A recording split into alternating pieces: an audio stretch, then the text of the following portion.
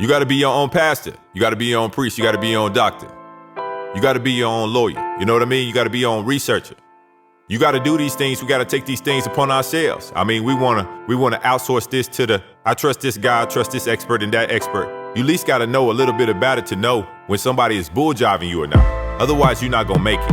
I'm just here to tell you. It's just too many people out there that when they trick you, they benefit. When they dig in your pocket, they benefit. So you got to be like smart enough to sit up there and discern. And if you're not smart enough to discern, then you need to team up. You need to team up with somebody that, look, we a tribe. We operate as one. And then out of that tribe, you need to have somebody that you can go to say, hey, I need you to take a look at this.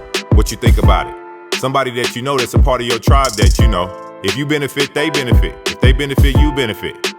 Because they are part of the tribe. When they make money, you make money. When they make money and put it back into the community, it works. It works for everybody.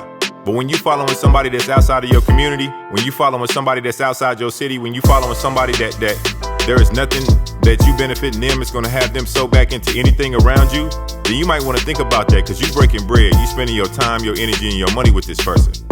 You gotta really ask yourself, okay, I'm spending this outside of my tribe, and I'm spending this outside of my community. Is that really wise to do? And that's what you're gonna have to decide for yourself. I can't tell you that answer.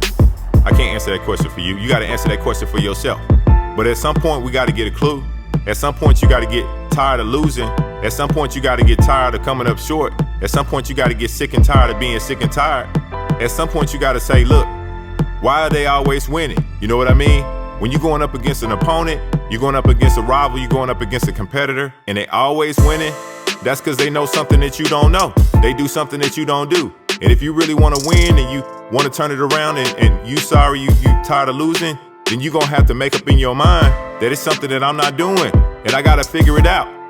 I got to get better. Every day is an opportunity to learn. If you're competing against a version of yourself that takes advantage of every day, and every day that version of yourself is learning, and then you got a version of yourself that doesn't learn every day, the distance between those two people is going to be great.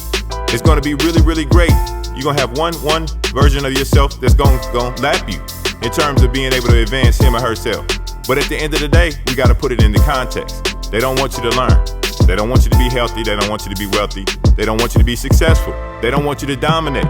So if you got somebody that's setting up a system where they don't want those things for you, and the system has been designed and it's old and it's very effective, then you gotta come up with counter moves. You gotta come up with counter strategies. You gotta come up with a plan that counters someone being an obstacle in your way. You gotta come up with a plan that counters somebody sitting up there changing the rules to the game every time you start figuring things out. You gotta come up with a way that's gonna counter the blows and the punches and the beat downs that they try to drop on you. You gotta come up with a way to counter that.